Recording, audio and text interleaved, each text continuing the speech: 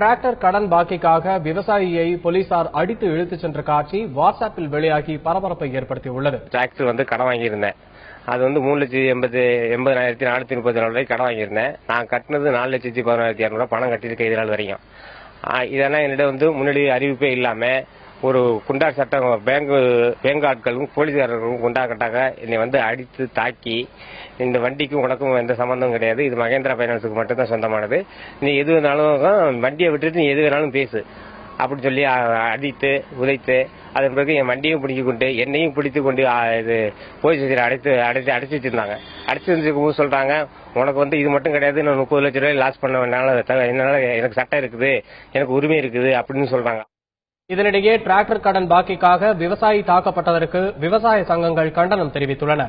விவசாயியை தாக்கிய போலீசார் மீது நடவடிக்கை எடுக்க வேண்டும் என்றும் அவர்கள் வலியுறுத்தியுள்ளனர். விவசாயி வீட்டுல போய் அவரை அடிச்சிட்டு காவல்துறையும் ரெவன்யூ பீப்புள் வருவாய்த்துறையை சார்ந்தவர்களையும் சேர்ந்து தொந்தரவு பண்றாங்க.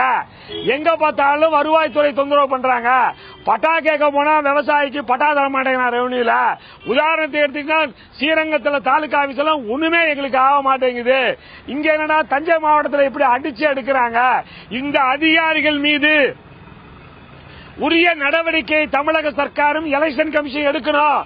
எடுக்கலைன்னா நாங்க போய் இனிமேல் எலெக்ஷன் கமிஷன்ல தற்கொலை போராட்டம் நடத்துவதை தவிர விவசாயிக்கு ஒரு வழியே இல்லை.